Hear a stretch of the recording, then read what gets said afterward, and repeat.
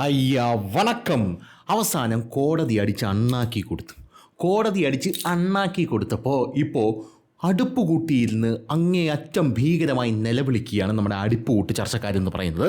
യഥാർത്ഥത്തിൽ ഈ ഹിജാബ് വിഷയമുണ്ടല്ലോ, സെയിൻറ്റ് റീത്ത സ്കൂളിലെ ഹിജാബ് വിഷയം എന്ന് പറയുന്ന ഈ സാധനം അത് അവസാനിക്കുന്നില്ല, ഇതെല്ലാത്തിൻ്റെയും തുടക്കമാണ് എന്നാണ് ഇവറ്റകൾ യഥാർത്ഥത്തിൽ പറഞ്ഞുകൊണ്ടിരിക്കുന്നത്. അത് ശരിയാണ്, ഇതെല്ലാത്തിൻ്റെയും തുടക്കമാണ്. അതായത് നമ്മൾ അഴിമുഖത്തെത്തി, ഇനി ആഴക്കടൽ മാത്രമേ ഉള്ളൂ. ഫേസ് ചെയ്യുക എന്നുള്ളത് മാത്രമേ കേരളത്തിലെ സ്കൂളുകൾക്കും കേരളത്തിലെ മതനിരപേക്ഷ സമൂഹത്തിനും രക്ഷയുള്ളൂ എന്നുള്ള കാര്യം കേരളത്തിനും മനസ്സിലായി. അതുകൊണ്ട് നിന്നെയൊക്കെ ഫേസ് ചെയ്യുക എന്നുള്ളത് മാത്രമേ ഇനി കേരളത്തിലെ ജനങ്ങൾക്ക് ഒരു നിർവാഹമുള്ളൂ. കേരളത്തിൽ ഇതിനോടകം തന്നെ 3 വലിയ രീതിയിലുള്ള കലാപശ്രമങ്ങളാണ് ഇവറ്റകൾ നടത്താനായിട്ട് ശ്രമിച്ചത്. അതായത് ഒന്ന്, ഈ ഹിജാബിൻ്റെ പേരും പറഞ്ഞ് ഇങ്ങനൊരു കലാപശ്രമം, 2 സമുദായങ്ങൾ തമ്മിൽ അല്ലെങ്കിൽ 2 മതസമൂഹങ്ങൾ തമ്മിൽ ഒരു മതസ്പർദ്ധ വളർത്തി അത് ഊട്ടി ഉറപ്പിച്ച് അതിൽ നിന്നും ചോര കുടിക്കാനുള്ളൊരു ശ്രമമാണ് SDP എന്ന് പറയുന്ന പോപ്പുലർ ഫ്രണ്ടിൻ്റെ രാഷ്ട്രീയ പാർട്ടി ഇവിടെ നടത്തിയത്. പോപ്പുലർ ഫ്രണ്ട് നിരോധിക്കപ്പെട്ടെങ്കിലും അതിലുള്ള കുറേ എണ്ണം ചാടി SDP വന്നിരിക്കുന്നത് എന്നെല്ലാവർക്കും പറഞ്ഞു തരേണ്ട ആവശ്യമൊന്നുമില്ലല്ലോ. ഇനി അടുത്തതായിട്ടുള്ള കലാപശ്രമം എന്ന് പറയുന്നത് നമ്മുടെ ഡിഫിയുടെ ആംബുലൻസ് നെടുമങ്ങാടിട്ട് കത്തിച്ചായിരുന്നു. പിന്നെ ഡിഫി ചോദിക്കാനും പറയാനും പോയില്ല, കാരണം വെട്ടുകൊണ്ട് ചാവാൻ വയ്യ. അതുകൊണ്ടാണ് ഡിഫി ചോദിക്കാനും പറയാനും പോകാത്തത്. കാരണം ഈ ഭീകരവാദികളുടെ ഒരു ടെക്നിക്ക് എന്ന് പറയുന്നത് ഞങ്ങൾക്ക് അത്ര വശമില്ല. ഈ ഭീകരവാദികളുടെ ടെക്നിക്ക് അത്യധികം നിന്ദ്യവും നീചവും ക്രൂരവുമാണ്. ഈ കൂടം കൊണ്ട് തലക്കടിക്കുക, ഈ 51 വെട്ടൊക്കെ അതിൻ്റെ മുമ്പിൽ നമിച്ച് നിൽക്കും, പിന്നെ ബോംബെറിയുക, പിന്നെ ഈ ക്രൂരകൃത്യങ്ങൾ ഇവർ കൊലപ്പെടുത്തുന്നതൊക്കെ പറഞ്ഞാൽ അത് നീചമായിട്ടാണ് കൊലപ്പെടുത്തുന്നത്. ആരും അറിയാതെയൊന്നുമല്ല ഇവർ കൊലപ്പെടുത്തുന്നത്. ഇവർ കൊലപ്പെടുത്തുന്നത് ഭാര്യയുടെയും മക്കളെയും മുമ്പിൽ വെച്ച് ഇങ്ങോട്ട് പിടിച്ച് നിർത്തി മൊത്തത്തിൽ തുണി ഉരിച്ച് ശരീരത്തിലെ ഓരോ മസിൽസായിട്ട് ചതച്ച് ഉടച്ച് എടുത്ത് പിന്നെ ക്യാബേജ് അരിയുന്നത് പോലെ വെട്ടി നുറുക്കും. അങ്ങനെ വെട്ടി നുറുക്കുമ്പോഴും ഈ ഭീകരവാദികൾക്കുള്ളിൽ ഞങ്ങൾക്ക് സ്വർഗം കിട്ടുമല്ലോ എന്നുള്ളൊരു ചിന്തയാണ്. അതായത് തെല്ല് കുറ്റബോധം തീരെയില്ല. അപ്പോൾ ഇങ്ങനെയുള്ളവന്മാരോട് നമ്മൾ എങ്ങനെയാണ് പോയി നെവർ, അതായത് നമുക്ക് വയ്യ എന്നുള്ള രീതിയാണ് ഡിഫിയുടെ ഒരു രീതി എന്ന് പറയുന്നത്. അതുകൊണ്ട് ഇത് ചെയ്തത് SDP ആണ് എന്ന് പറയാൻ പോലും ഇവന്മാർക്ക് പേടിയാണ്. അതുകൊണ്ട് തന്നെ അവർ പറയുന്നത് തീവ്ര വലതുപക്ഷ സംഘടന എന്നാണ് ഇവന്മാർ പറഞ്ഞുകൊണ്ടിരിക്കുന്നത്. ഇനി അടുത്തത് ഫ്രഷ് കട്ട് എന്ന് പറയുന്ന ഒരു സ്ഥാപനത്തിൽ ഇവന്മാർ നുഴഞ്ഞു കയറി അതിൻ്റെ ഒരു സമരത്തിൽ നുഴഞ്ഞു കയറി കലാപം നടത്താനുള്ള ശ്രമമാണ്. അങ്ങനെ 3 ഇതിൻ്റെ ടെസ്റ്റ് ഡോസ് ഇപ്പം തന്നെ ഇട്ട് കഴിഞ്ഞു. എങ്കിലും അടുപ്പ് കൂട്ടി ചർച്ചക്കാരനൊക്കെ ചോദിക്കുന്ന കാര്യമെന്ന് പറഞ്ഞു കഴിഞ്ഞാൽ അവർ അടുത്ത തെരഞ്ഞെടുപ്പിൽ മത്സരിക്കാൻ പോലെ ഒരു ജനാധിപത്യ പാർട്ടിയല്ലേ, അല്ലേ, കഴുത്തിന് കുത്തിപ്പിടിച്ചിട്ടാണ് ചോദിക്കുന്നത്, പെട്ടെന്ന് പറ അല്ലേ, അപ്പോൾ പറയും ആണ് എന്നുള്ള രീതിയിലാണ് കേരളത്തിലെ മതനിരപേക്ഷ ജനസമൂഹത്തിൻ്റെ ഒരു പ്രതികരണം എന്ന് പറയുന്നത്. ഫോർ എക്സാമ്പിൾ, അതായത് ഒരാളിങ്ങനെ നടന്നു പോകുമ്പോൾ ഒരു പോക്കറ്റ് എടുക്കാരൻ കഴുത്തിന് കത്തി വെച്ചിട്ട് എടതാ പേഴ്സ് എന്ന് പറയുമ്പോൾ തൊട്ടടുത്ത് നിൽക്കുന്നവൻ പറയും എടുത്ത് കൊടുത്തേ, ഇല്ലെങ്കിൽ അവൻ കൊന്നുകളയും എന്ന് പറയുന്നത് പോലെയാണ് കാര്യങ്ങളുടെ കിടപ്പെന്ന് പറയുന്നത്. അതായത് ഒരു കഷ്ണം തുണിയല്ലേ, അതാ കുട്ടി ഇട്ടോട്ടെ എന്ന് വിചാരിക്കണം എന്നുള്ള ആംഗിളിലല്ല ഇവർ ചോദിക്കുന്നത്. ഇവർ ചോദിക്കുന്ന വേറെ ടൈപ്പ് ആംഗിളിലാണ് ഇവർ ചോദിക്കുന്നത്. പോരാത്തത് ഇതിനകത്ത് പറയേണ്ട ഒരു കാര്യമെന്ന് പറയുന്നത് ഇതേ സംഭവം തന്നെയാണ് തിരിച്ചു പറയാനുള്ളത്. ഒരു കഷ്ണം തുണിയല്ലേ, അപ്പോൾ ആ സ്കൂളിൻ്റെ നിയമം അനുസരിച്ച് നിങ്ങൾക്കത് വേണ്ട, ആ സമയത്ത് മാത്രം, ആ ഒരു സമയത്ത് മാത്രമാണ് അവർ ചോദിക്കുന്നത്. ഇവിടെ മാത്രം, നിങ്ങൾ വേറെ എവിടെ പോകുമ്പോഴും അതിട്ടോ, പക്ഷേ ഇവിടെ മാത്രം അതൊന്ന് വേണ്ട എന്ന് വയ്ക്കുന്നതിൽ നിങ്ങൾക്കൊരു എക്സെപ്ഷൻ കാണിച്ചൂടെ എന്ന് നമ്മൾ തിരിച്ച് ചോദിച്ചു കഴിഞ്ഞാൽ പെട്ട്. അപ്പോൾ ഇതാണ് സംഭവം. അപ്പോൾ എന്തായാലും നമുക്ക് കോടതിയിലേക്ക് വരാം. ഈ സെയിൻറ്റ് റീത്താസ് വിഷയം കോടതി കിടക്കുകയായിരുന്നല്ലോ. കോടതിയിലോട്ട് പോയതാരാണ്? ഈ സെയിൻറ്റ് റീത്ത സ്കൂളാണ്, അതിൻ്റെ മാനേജ്മെൻറ്റാണ് കോടതിയിലേക്ക് പോയത്.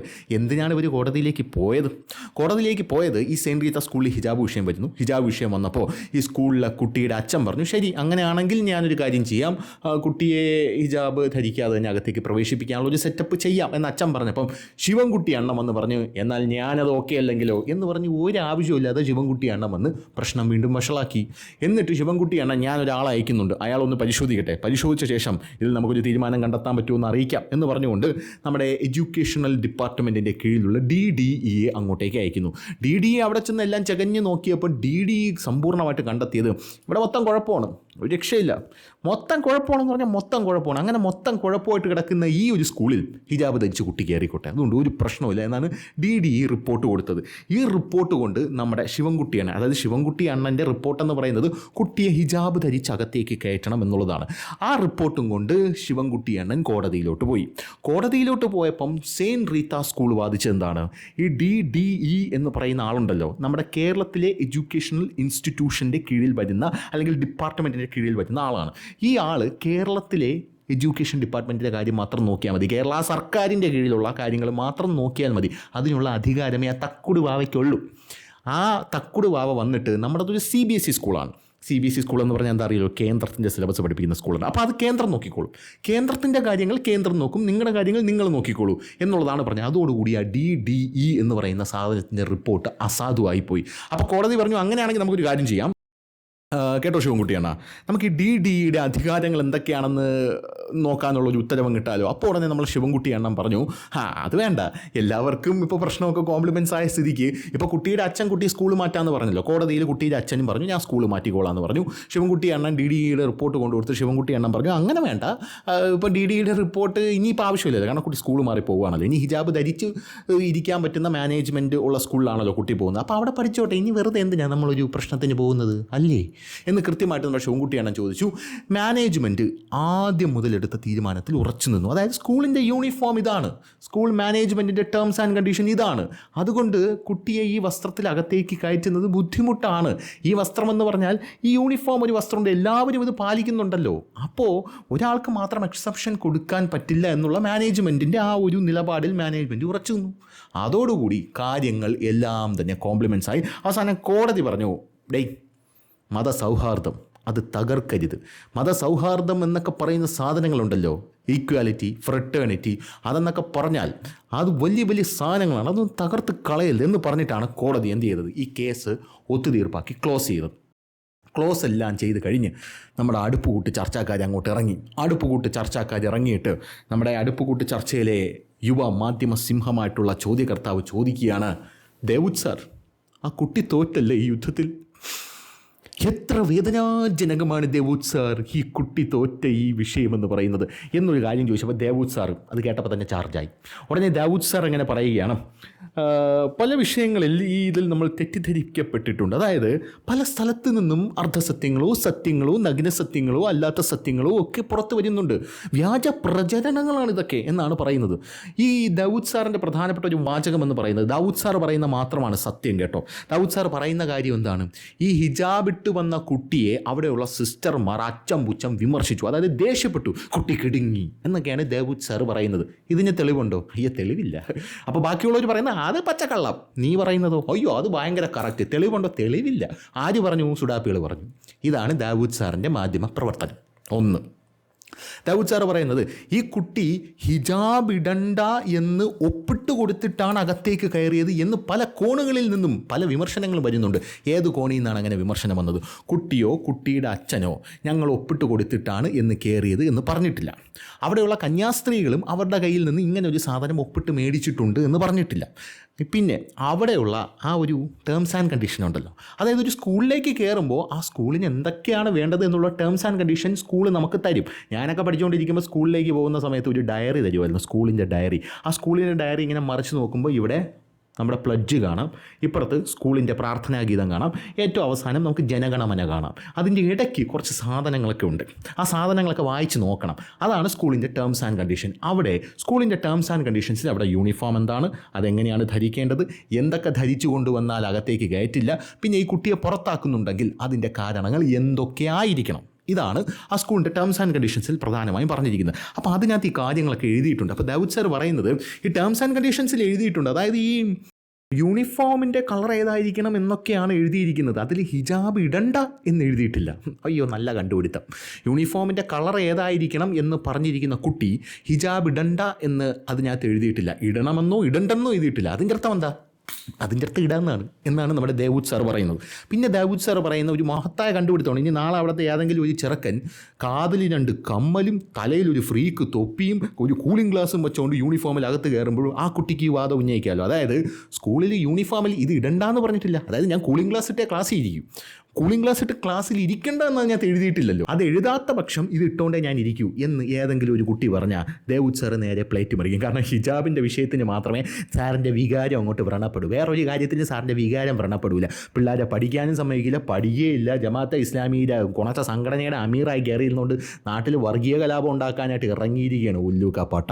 അപ്പോൾ ഇങ്ങനെയാണ് ദാവൂദ് സാറിൻ്റെ കാര്യം എന്ന് പറയുന്നത്. അപ്പോൾ ദാവൂദ് സാർ ഇങ്ങനെ ഓരോരോ കാര്യങ്ങൾ പറഞ്ഞു പോവുകയാണ്. പിന്നെ ദാവൂദ് സാർ പറയുന്നു ഈ യൂണിഫോം ജനറൽ ഗൈഡ് ലൈൻസ് കേസിൽ ഈ വസ്ത്രത്തിൻ്റെ നിറം മാത്രമേ പറഞ്ഞിട്ടുള്ളൂ, ഞാൻ നേരത്തെ പറഞ്ഞതുപോലെ. പിന്നെ ഈ DD റിപ്പോർട്ട് റദ്ദ് ചെയ്യണം എന്ന് ആര് പറഞ്ഞു? ഈ സ്കൂള് അത് കോടതിയിൽ പറഞ്ഞു. പക്ഷേ ഹൈക്കോടതി അത് റദ്ദ് ചെയ്യാൻ തയ്യാറായില്ല എന്നാണ് പറയുന്നത്. അപ്പോൾ ആ റിപ്പോർട്ടാണ് നമ്മുടെ ഏറ്റവും വലിയ റിപ്പോർട്ടായിട്ട് മുന്നിലുള്ളത്. ആ റിപ്പോർട്ടിൽ സർക്കാർ പറയുന്നത് ഈ കുട്ടിയെ ഹിജാബിട്ട് അകത്ത് കയറ്റണമെന്നാണ്. പക്ഷേ അങ്ങനെയല്ല സംഭവം. ഞാൻ നേരത്തെ പറഞ്ഞതുപോലെ ഈ DDE റിപ്പോർട്ട് എന്ന് പറയുന്നത്, ഈ റിപ്പോർട്ട് ഈ സ്കൂളിന് ബാധകമല്ല. കാരണം DDE എന്ന് പറയുന്നത് കേന്ദ്ര സർക്കാരിൻ്റെ, DDE എന്ന് പറയുന്നത് നമ്മുടെ എഡ്യൂക്കേഷൻ, അതായത് സംസ്ഥാന വിദ്യാഭ്യാസ വകുപ്പിൻ്റെ കീഴിൽ വരുന്ന സ്കൂളുകളെ നോക്കേണ്ട ആളാണ് ഈ DDE. സെയിൻറ്റ് റീത്ത സ്കൂൾ എന്ന് പറയുന്നത് central board of secondary education, അതിൻ്റെ കീഴിൽ വരുന്ന സ്കൂളാണ്. അപ്പോൾ അതുകൊണ്ട് ഈ സ്കൂളിൻ്റെ കാര്യം നോക്കാനായിട്ട് ഇതിന് അധികാരമില്ല എന്നുള്ളതാണ്. ഇനി എത്ര പറഞ്ഞാലും മനസ്സിലാവില്ല എന്ന് പറഞ്ഞാൽ നമ്മൾ എന്താണ് പറഞ്ഞു തരേണ്ടത്? അല്ല, എനിക്ക് മനസ്സിലാവുന്നില്ല. ഉറങ്ങുന്നവനെ ഉണർത്താം, ഉറക്കം നടിക്കുന്നവനെ ഉണർത്താൻ പറ്റില്ല എന്നുള്ളതാണ്. ഇനി കുറച്ചുകൂടെ ലളിതമായിട്ട് പറഞ്ഞു കഴിഞ്ഞാൽ ഒരൊറ്റ ഫാക്റ്റ് കൊണ്ട് ഒരു ബുദ്ധിമാനെ നമുക്ക് വയസ്സാക്കി എടുക്കാൻ പറ്റും. പക്ഷേ 50 ഫാക്റ്റ് എടുത്ത് നിരത്തിയാലും മരമണ്ടനായിട്ടുള്ള എവനെ എന്നും പോലുള്ളവനെ നമുക്ക് ഉണർത്താനേ പറ്റില്ല എന്നുള്ളതാണ് പ്രധാനപ്പെട്ട ഒരു കാര്യമെന്ന് പറയുന്നത്. പിന്നെ അതായത് ഈ DDE ഉത്തരവ് കോടതി റദ്ദാക്കിയിട്ടില്ല എന്ന് പറയുന്നതിൻ്റെ കൂട്ടത്തിൽ ദാവൂദ് സാറ് വേറെ ചില കാര്യങ്ങളും പറഞ്ഞിട്ടുണ്ട്. കൊച്ചു കള്ളൻ. അതായത് ദാവൂദ് സാറ് പറയുന്നത് ചില കോടതി ഉത്തരവുകളൊക്കെയാണ് ഇവർ ഉദ്ധരിക്കുന്നത്. പ്രധാനമായും 2018 മുഷ്താഖിൻ്റെ വിധി. ആ മുഷ്താഖിൻ്റെ വിധിയിൽ പറയുന്നു ഹിജാബിട്ട് കയറണ്ട എന്ന്. ആ വിധിയൊക്കെയാണോ നമ്മൾ എടുത്ത് മുമ്പിലേക്ക് വെക്കേണ്ടത്? അതായത് ഞമ്മക്ക് എന്താണ് അനുകൂലമല്ലാത്ത വിധി അത് നമ്മൾ എടുക്കില്ല. ഞമ്മക്ക് അനുകൂലമായിട്ടുള്ളൊരു വിധിയുണ്ട്. ബോംബെ ഹൈക്കോടതിയിൽ നിന്ന് ആചാര്യ ആൻഡ് NK, അതോ DK ഏതോ ഒരു കോളേജ്, ആ കോളേജിൻ്റെ ആൾക്കാർ, അവിടെയുള്ള വിദ്യാർത്ഥികൾ നേരെ സുപ്രീം കോടതിയിൽ പോയി മേടിച്ചെടുത്തു കൊണ്ടുവന്ന വിധി. ഈ വിധിയെടുത്ത് ഫ്രണ്ടിൽ വയ്ക്കൂ. പക്ഷേ ആ വിധി പൂർണ്ണമല്ല, അതൊരു ഇൻറ്ററിം വിധിയാണ്. അതായത് ഒരു ഇടക്കാല വിധിയാണ്. പോരാത്തതിന് ആ കോളേജിന് വാദിക്കാനുള്ള സമയവും നീട്ടി കൊടുത്തിട്ടുണ്ട്. ഇതെല്ലാം മറച്ചു വെച്ചുകൊണ്ടാണ് ദാവൂദ് സാർ ഈ കാര്യങ്ങൾ പറയുന്നത്. അപ്പോൾ കോടതി വിധി നമുക്ക് ഇവിടെയുള്ള കോടതി ഹൈക്കോടതി നമുക്കിപ്പോഴും തീർപ്പാവാതെ കിടക്കുന്ന സുപ്രീം കോടതി, അത് കാര്യം തീർപ്പായിട്ടില്ല. ആ സുപ്രീം കോടതിയിലെ വിധി വന്ന് കഴിയുമ്പോൾ നമുക്ക് തീരുമാനിക്കാം എന്തൊക്കെയാണ് ഈ കാര്യത്തിലെ സെറ്റപ്പ്. ഇനി ആ വിധി വരുമ്പോഴും സുപ്രീം കോടതി പരിഗണിക്കുന്ന വേറൊരു കാര്യമുണ്ട്. ആർട്ടിക്കിൾ 25 എന്ന് പറഞ്ഞാൽ മതമനുഷ്ഠിക്കാനുള്ള അല്ലെങ്കിൽ മൗലികമായിട്ടുള്ള അവകാശം. ആ മൗലികമായിട്ടുള്ള അവകാശം എന്നുള്ളത് നിൽക്കെ തന്നെ ആർട്ടിക്കിൾ 30 എന്ന് പറഞ്ഞൊരു സാധനമുണ്ട്. അതായത് ഈ സ്കൂളുകൾക്കും കോളേജുകൾക്കും അവരുടെ നയം രൂപീകരിക്കാനുള്ള അവകാശം കൊടുത്തിട്ടുണ്ട്. അങ്ങനെ അതും കൂടെ കോൺഫ്ലിക്റ്റ് വന്നു കഴിഞ്ഞാൽ അതിന് കൂടുതൽ പ്രാമുഖ്യം കൊടുക്കണം. ഏതിന്? ഈ ആർട്ടിക്കിൾ 30 സ്കൂളുകൾക്കും കോളേജുകൾക്കും പ്രാമുഖ്യം കൊടുക്കണം എന്നാണ് ഈ ഭരണഘടനയിലൊക്കെ പറയുന്നത്. അപ്പോൾ അങ്ങനെയുള്ളൊരു കോൺഫ്ലിക്റ്റ് ഒക്കെ കാരണമാണ് സുപ്രീം കോടതി ഈ സാധനം എന്ത് ചെയ്തിരിക്കുന്നത്? സുപ്രീം കോടതി ഇങ്ങനെ വച്ചിരിക്കുന്നത്. കുറച്ച് കഴിഞ്ഞ് വരും ഈ സാധനം. അപ്പോൾ ഇത് എങ്ങനെ വരും എന്ന് മാത്രമേ നമുക്ക് കണ്ടറിയേണ്ടുള്ളൂ. അതും പ്രതീക്ഷിച്ചിരിക്കുകയാണ് എന്തായാലും നമ്മുടെ പാവം ദാവൂദ് സാർ. എന്തായാലും ദാവൂദ് സാറിൽ നിന്നും മരമണ്ടനായിട്ടുള്ള അജിംസിലേക്കാണ് പിന്നെ അവതാരിക കിടക്കുന്നത്. അങ്ങനെ അജിംസിലേക്ക് കിടക്കുമ്പോൾ അജിംസ് പറയുന്ന ഒരു കാര്യമുണ്ട്. സമാധാനത്തിൻ്റെ വെള്ളരിപ്രവാണ്. ഫെയ്ത്ത് കമ്മ്യൂണിറ്റിയിൽ പെട്ടുവരുന്ന കുട്ടി തലയിൽ ഒരു കഷ്ണം തുണിയിട്ടാൽ അതിനെ സഹിഷ്ണുതയോടെ കാണാൻ അവർ എന്തുകൊണ്ടാണ് തയ്യാറാകാത്തത്? തലയിൽ ഒരു കഷ്ണം തുണിയിട്ടാൽ അതിനെ സഹിഷ്ണുതയോടെ കാണാൻ അവർ എന്താണ് തയ്യാറാകാത്തത് എന്നാണ് ചോദിക്കുന്നത്. ഈ ഹിന്ദു ആൾക്കാർ വിശ്വസിക്കുന്ന സംഭവമാണ് ഈ ബീഫ് അത് കഴിക്കരുത് എന്നൊക്കെയാണ് ചില ആൾക്കാർ വിശ്വസിക്കുന്നത്. എന്തോ ആയിക്കൊണ്ട് പോട്ടെ, ഭൂരിഭാഗം ആൾക്കാരും കഴിക്കും. ചില ആൾക്കാർ വിചാരിക്കുന്നത്, പ്രത്യേകിച്ച് കേരളത്തിൽ, ഇന്ത്യയിൽ അങ്ങനെയല്ല കേട്ടോ. ഇന്ത്യയിൽ ഉത്തരേന്ത്യയിലൊക്കെ പോയി കഴിഞ്ഞാൽ ഈ ബീഫൊക്കെ കഴിക്കുന്ന കണ്ടു കഴിഞ്ഞാൽ കുത്തി നിർത്തുവാൻ പറ്റും. അത് വേറെ കാര്യം, അത് വേറെ കോൺടാക്സ്റ്റ്. നമുക്ക് കേരളത്തിലോട്ട് വരാം. ഉത്തരേന്ത്യ മൊത്തം ചാണക സംഖ്യകളാണ്. നമ്മൾ അങ്ങോട്ടൊന്നും പോകേണ്ട ആവശ്യമില്ല. നമ്മൾ അജിംസ് സാറിനെ ഇങ്ങോട്ട് വിളിച്ചിട്ട് ഈ ഫെയ്ത്ത്, കേരളത്തിലുള്ള ഇത്തരത്തിലുള്ള കുറച്ച് ആൾക്കാരുടെ ഫെയ്ത്ത് ആയിട്ടുള്ള ഇത് കഴിക്കണ്ട എന്നുള്ളൊരു സംഭവമില്ലേ, അതിനെ അജിംസ് സാർ മാനിക്കുന്നുണ്ടോ? ഇല്ലല്ലോ. ഈ ബീഫ് ഫസ്റ്റൊക്കെ നടത്തിയപ്പോൾ തുള്ളിച്ചാടിയില്ലേ. പിന്നെ ഇവിടെ ഹിന്ദുക്കൾക്കിട്ട് ഏതൊക്കെ രീതിയിൽ കൊട്ടാൻ പറ്റുമെന്ന് നോക്കാം. ആ ഒക്കെ രീതിയിലൊക്കെ ഇങ്ങനെ ചാനലിൽ നിന്ന് കൊട്ടുന്നില്ലേ. അതായത് സ്വന്തം മതത്തിന് എന്തെങ്കിലും ഒരു പ്രശ്നം വന്നു കഴിഞ്ഞാൽ ആ മതത്തിൻ്റെ കൂടെ നിൽക്കുകയും അപ്പുറത്തെ മതത്തിൽ എന്തെങ്കിലും ഒരു പ്രശ്നം വന്നു കഴിഞ്ഞാൽ ഈ ഹിന്ദുക്കൾക്കോ ക്രിസ്ത്യാനികൾക്കോ എന്തെങ്കിലുമൊക്കെ പ്രശ്നം വന്നു കഴിഞ്ഞാൽ ഭരണഘടനയും ജനാധിപത്യവും മതേതരത്വവും ഒക്കെ ഉയർത്തിപ്പിടിച്ച് ഇതങ്ങനെ ചെയ്യണം, ഇങ്ങനെ ചെയ്യണം, ക്ഷുദ്ര ശക്തികളാണ്, സംഘ പരിവാറാണ്, കാസയാണ് എന്നൊക്കെ പറയുന്ന ഒരു സെറ്റപ്പുണ്ട്. അത് രണ്ടും കൂടെ ഇങ്ങോട്ട് വേണ്ട എന്ന് മാത്രമേ എനിക്ക് പറയാനുള്ളൂ. പിന്നെ വേറൊരു കാര്യം പ്രധാനമായിട്ടും പറയാനുള്ളത്, ശബരിമല വിഷയത്തിലൊക്കെ വന്നപ്പോൾ ഈ സുഡാപ്പി ചാനലിലെ അജിം സാർ എന്ന് പറയുന്ന യഥാർത്ഥത്തിൽ ആരുടെ കൂടെ ആയിരുന്നു? ഈ സാറ് യഥാർത്ഥത്തിൽ ഭക്തർക്കൊപ്പം ആയിരുന്നില്ല, ഫെയ്ത്ത് കമ്മ്യൂണിറ്റിക്കൊപ്പം ആയിരുന്നില്ല. മറന്നുവെങ്കിൽ ഒന്ന് ഓർമ്മിപ്പിച്ചെന്നുള്ളൂ. ഫെയ്ത്ത് കമ്മ്യൂണിറ്റിക്കൊപ്പം ആയിരുന്നില്ല ഈ സാർ എന്ന് പറയുന്നത്. ഇവിടെ മുസ്ലിം ലീഗ് പോലും ഫെയ്ത്ത് കമ്മ്യൂണിറ്റിക്കൊപ്പം ആയിരുന്നുവെന്ന് അണ്ണനെ ഇവിടെ പറയാൻ ഞാനൊന്ന് ആഗ്രഹിക്കുകയാണ്. പിന്നെ അണ്ണൻ പറയുന്ന ഒരു കാര്യം എന്ന് പറയുന്നത്, ഒരു കഷ്ണം തുണിയിൽ അല്പം സഹിഷ്ണുത കാണിക്കാൻ എന്തുകൊണ്ട് ഇവർക്ക് കഴിയുന്നില്ല? അത് തന്നെ ഞാനും തിരിച്ച് ചോദിക്കുക. ചോദിക്കുന്നത്. ഒരു കഷ്ണം തുണിയല്ലേ, അത് ഇത്രയും സമയം ജീവിതകാലം മുഴുവൻ ഇടണ്ടെന്ന് പറഞ്ഞല്ലോ. മാർക്കറ്റിൽ പോകുമ്പോട്ടോ, വീട്ടിൽ പോകുമ്പോട്ടോ, ഉണ്ണുമ്പോട്ടോ, ഉറങ്ങുമ്പോട്ടോ, കിടക്കുമ്പോട്ടോ, നടക്കുമ്പോട്ടോ, ഇരിക്കുമ്പോട്ടോ, എവിടെ പോയാലും നിങ്ങൾ ഇട്ടോ. ഇനി നിങ്ങൾ ആ കുട്ടിയെയും കൊണ്ട് ഏതെങ്കിലും വിദേശ രാജ്യത്ത് പോവുകയാണെങ്കിൽ, അതിപ്പോൾ ഹിജാബ് നിരോധിച്ച രാജ്യമാണെങ്കിൽ പോലും നിങ്ങൾ അവിടെ പോയി ഇട്ടോ, ഞങ്ങൾക്കൊന്നും ഒരു പ്രശ്നവും ഇല്ലെന്നേ, അങ്ങനെ നിങ്ങൾ ഇട്ടോ.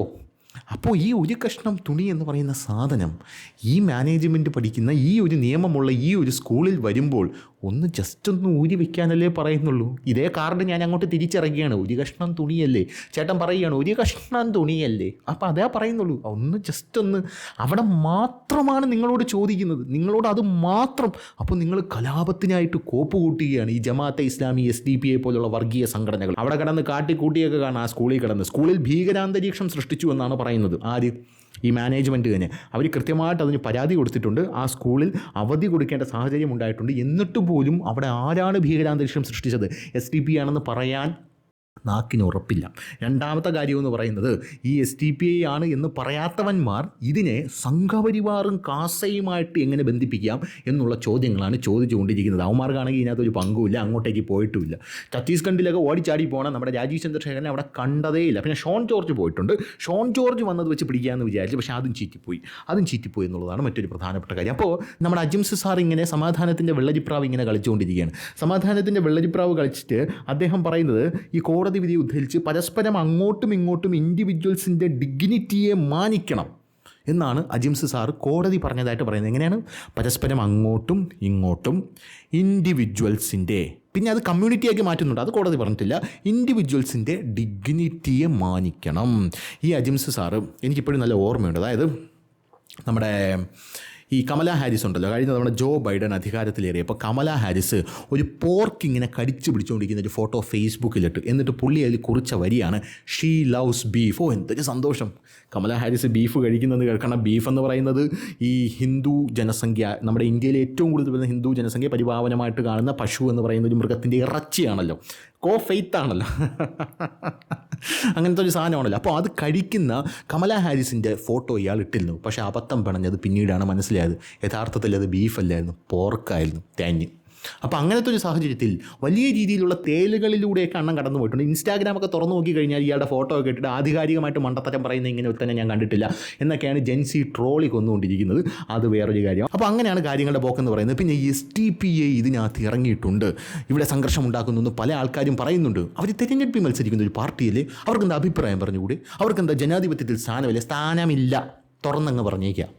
ഇവിടെ ജനാധിപത്യത്തിൽ SDPI എന്ന് പറയുന്ന പാർട്ടിക്കോ പോപ്പുലർ ഫ്രണ്ട് എന്ന് പറയുന്ന ഭീകര സംഘടനയ്ക്കോ ജമാഅത്തെ ഇസ്ലാമി അതിൽ വരാം, ഒരു തവണ ചീറ്റിപ്പോയെന്ന് പറഞ്ഞ് കേന്ദ്രത്തിന് ഇനി അടുത്ത തവണ ചീറ്റൂല. മുടിപ്പിക്കുമെന്ന് പറഞ്ഞാൽ മുടിപ്പിച്ച് കളയും. ഈ മീഡിയ ഫണ്ട് എന്ന് പറയുന്ന ചാനൽ പൂട്ടിക്കുമെന്ന് പറഞ്ഞാൽ പൂട്ടിച്ച് കളയും. അത് ഞാൻ എഴുതിത്തരാം, എൻ്റെ ഗ്യാരണ്ടി. 10 വർഷം കൂടെ ലൈസൻസ് എടുത്തിട്ടുണ്ടോ? അതുകൊണ്ടൊന്നും കേന്ദ്രത്തിൽ ഈ ഭരണം പോവില്ല എന്നുകൂടെ അണ്ണനോട് പറയാനായിട്ട് ഞാൻ ആഗ്രഹിക്കുകയാണ്. അതെന്തിനാടാ വന്നി ഇപ്പോൾ പറഞ്ഞു എന്ന് ചോദിച്ചു കഴിഞ്ഞാൽ എല്ലാം പറയേണ്ട സമയത്ത് പറയണമല്ലോ, അതുകൊണ്ട് പറഞ്ഞെന്നുള്ളൂ. അതുകൊണ്ട് SDPI എന്ന് പറഞ്ഞ സംഘടനയ്ക്ക് ഇവിടെ സ്ഥാനമില്ല. ജനാധിപത്യമല്ലേ? ഇതിന് ജനാധിപത്യമായിട്ടൊന്നും കൂട്ടിക്കെട്ടേണ്ട ഒരു ആവശ്യമില്ല. ജനാധിപത്യവും ഇല്ല, അവന്മാർക്ക് മതേതരത്വവും ഇല്ല, മതനിരപേക്ഷതയില്ല, ഒരു കോപ്പുമില്ല എന്ന് മാത്രമേ പറയാനുള്ളൂ. കൂടുതൽ വിശദീകരണത്തിന് എനിക്ക് സൗകര്യവുമില്ല എന്നും കൂടെ ഞാൻ പറയുന്നു. അപ്പോൾ യവന്മാർ സുഡാപ്പികൾ എന്ന് പറയുന്ന യവന്മാർക്കും നിന്നെപ്പോലുള്ള സുഡാപ്പി ചാനലുകൾക്കും ഇവിടെ സ്ഥാനമില്ല. സപ്പോർട്ട് ചെയ്യുന്നവരുണ്ട് സുഡാപ്പികൾ. അപ്പോൾ അവർ ഒരു പാരലൽ വേൾഡിൽ നിങ്ങളെ പാടായി എന്ന് പറഞ്ഞൊരു പാരലൽ വേൾഡിൽ ജീവിച്ചോണം. അതും കൊണ്ട് സമൂഹത്തിലിറങ്ങി ദയവ് ചെയ്ത് സ്വസ്ഥമായിട്ട് ജീവിക്കുന്ന ഈ മുസ്ലിങ്ങളുണ്ടല്ലോ, പാവപ്പെട്ട ആൾക്കാർ, അവരുടെ ഒരു മനസമാധാനം തകർക്കരുത്. അവരുടെ മനസമാധാനം തകർക്കരുത്, അവർക്കുള്ളിലേക്ക് വിഷം കുത്തി വയ്ക്കരുത്. അത് മറ്റുള്ള കമ്മ്യൂണിറ്റിയുമായിട്ടൊരു സ്പർദ്ധയ്ക്ക് കാരണമാകരുത് എന്ന് മാത്രമേ എനിക്ക് പറയാനായിട്ടുള്ളൂ. അങ്ങനെ കാരണമായി കഴിഞ്ഞാൽ, ഞാൻ പറഞ്ഞല്ലോ, മുകളിലിരിക്കുന്നത് മോഡിയാണ്, തൊട്ട് താഴെ അമിത്ഷാ ആഭ്യന്തരമന്ത്രി, അതിൻ്റെ താഴെ പ്രതിരോധ മന്ത്രി രാജ്നാഥ് സിംഗ്, ഇന്ത്യ ഫുള്ള് ഭരിക്കുന്നത് RSS, കേരളത്തിൽ BJPയുടെ പ്രോക്സി ആയിട്ടുള്ള CPM, മോഡി എന്തു പറഞ്ഞാലും പഞ്ചപുച്ഛ മടക്കി അതിനെ അനുസരിക്കുന്ന മുഖ്യമന്ത്രി പിണറായി വിജയൻ. ഇതെല്ലാമാണ് ഇരിക്കുന്നത്. ഇന്ത്യയുടെ ഞട്ടും പോട്ടും അയച്ചുകൊണ്ടിരിക്കുകയാണെന്നാണല്ലോ പറഞ്ഞത് ഈ ഔട്ട് ഓഫ് ഫോക്കസ് എന്ന് പറഞ്ഞാൽ ഫോക്കസ് ഒട്ടുമില്ലാത്ത ഈ ചർച്ചയിൽ ഇന്ത്യയുടെ ഞട്ടും ബോൾട്ടും അഴിച്ചുകൊണ്ടിരിക്കുകയാണെന്നാണ് പറഞ്ഞത്. ഇന്ത്യയുടെ ഞട്ടും ബോൾട്ടുമല്ല, തീവ്രവാദികളുടെയും സുഡാപ്പികളുടെയും എന്ന് തിരുത്താനായിട്ട് ഞാനിവിടെ ആഗ്രഹിക്കണം. അപ്പോൾ ഇതൊക്കെ ഒന്ന് ഓർത്താൽ നല്ലത്. ഭീഷണിയാണോന്ന് പറയാം, ഭീഷണിയൊന്നുമല്ല, തല്ലുവെന്നോ കൊല്ലുവെന്നോ ഒന്നുമല്ല പറയുന്നത്. തല്ലലും കൊല്ലലും എന്ന് പറയുന്ന സാധനം ഇല്ല ഈ കാര്യത്തിൽ. വളരെ ജനാധിപത്യമായി നിയമപരമായി ഞട്ടും ബോൾട്ടും അഴിച്ച് നമ്മുടെ ചിട്ടി റോബോട്ടില്ലേ എന്തിനല്ലേ, അതിൻ്റെ ക്ലൈമാക്സിൽ ഇതിനെ നിർവീര്യമാക്കുന്ന ഒരു സീനുണ്ട്. ഇങ്ങനെ അയക്കുമ്പോൾ തന്നെ ഇത് അഴിഞ്ഞു വീണോളും. അങ്ങനെ നിർവീര്യമാക്കും എന്ന് മാത്രമേ പറയാനുള്ളൂ. തല്ലലും കൊല്ലലും ജനാധിപത്യത്തില്ല, അതൊക്കെ നിങ്ങളുടെ പരിപാടി. ഇവിടെ അതില്ല. ഞട്ടും ബോൾട്ടും അഴിച്ച് നിർവീര്യമാക്കിയിടും. പിന്നെ ഒന്ന് ചലിക്കാൻ പോലും സാധിക്കാത്ത രീതിയിൽ നിർവീര്യമാക്കിയിടും. പുതിയ ആളായുണ്ടാവും. അപ്പോൾ ഫ്രണ്ടിനോട് ചോദിച്ചാൽ പറഞ്ഞു തരും. അപ്പോൾ ശരി.